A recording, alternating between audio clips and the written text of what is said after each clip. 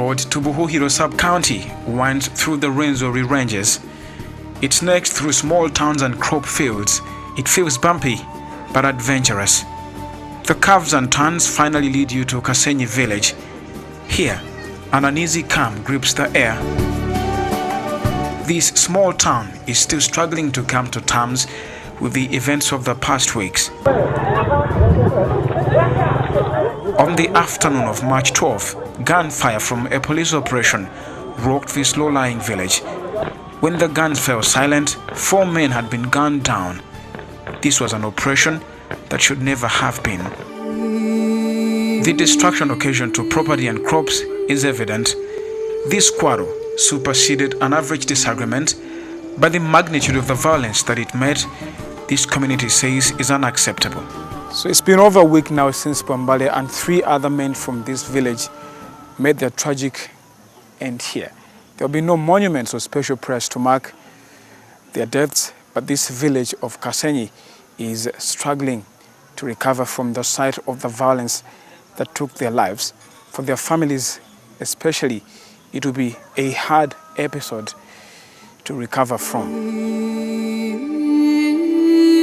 At Perevia Muhindo's home, the pain is as fresh as Joker's Kirerembera's grave.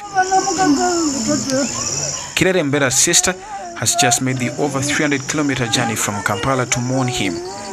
"Why did you die?" she wails. "You were so kind. How come they never saw that?" she asks. He did casual work in the village, Muhindo tells me.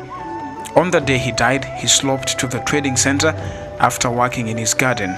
Such was his routine. This time, he was never to return home alive. "I've had a bad headache since he died," she tells me. "I think I'm going to die myself. I don't really know why they killed him. Nobody has come to tell me why."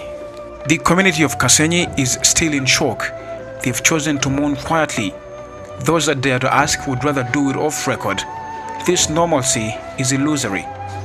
The official narrative has accused the dead of being members of a militia bent on destabilizing the state, a claim local leaders dismiss.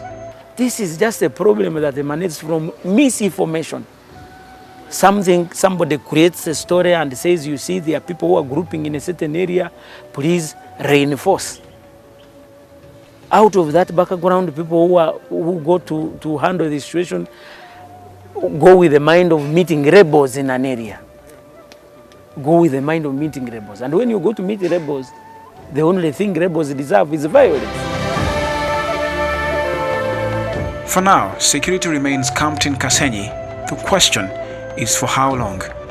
Uganda being a peaceful country, we cannot have Rwenzori part of the stabilized country. So security is under control, and whoever will come to destabilize the security in the area, we get the lessons out of it.